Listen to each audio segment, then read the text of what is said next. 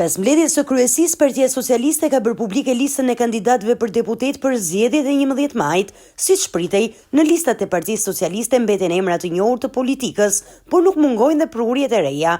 Në krye të listës për qarkun e Tiranës qëndron kryeministri Edi Rama, i ndjekur nga emra të rëndësishëm të kabinetit qeveritar, si Ogerta Manastirliu, Elisa Spiropali, Lindita Nikolla, Tauland Balla dhe Delina Ibrahimaj. Listës i bashkohen edhe personalitetet të tjera, si Iris Luarasi dhe Pandeli Majko, ndërsa një ndër surprizat e listës është përfshirja e Alit Valterit, një figurë e njohur për shëndrimet e tij në politikën shqiptare. Në Fier, listën e kryeson zëvendëskryeministrja dhe ministrja e infrastrukturës Belinda Balluku, e ndjekur nga emra të njohur si Erion Mile dhe Petrit Malaj.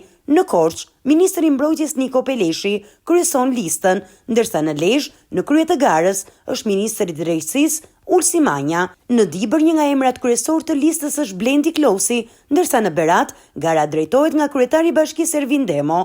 Mirela Kumbaro kryeson listën në Gjirokastër, ndërsa në Durrës, ministrja Milva Ekonomi është ndër figurat kryesore. Në Elbasan, lista ndahet mes emrave të rinj dhe figurave të njohura, si Evis Kushi dhe Arbian Mazniku.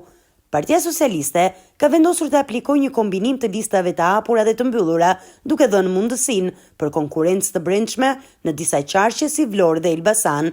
Në Vlorë, lista e hapur kryesohet nga Vasil Dhaju dhe Ardit Bido, ndërsa lista e mbyllur ka emra të njohur si Blendi Çuçi dhe Damian Gjiknuri. Zgjedhjet e 11 majit pritet të jenë një sprovë e rëndësishme elektorale për Partinë Socialiste, e cila synon të mbajë shumicën parlamentare përballë një opozite të fragmentuar. Kandidatët e përzgjedhur do të duhet të përballen me një fushatë të fortë, ndërsa qytetarët do të vendosin nëse do t'i besojnë sërish Partisë Socialiste për drejtimin e vendit.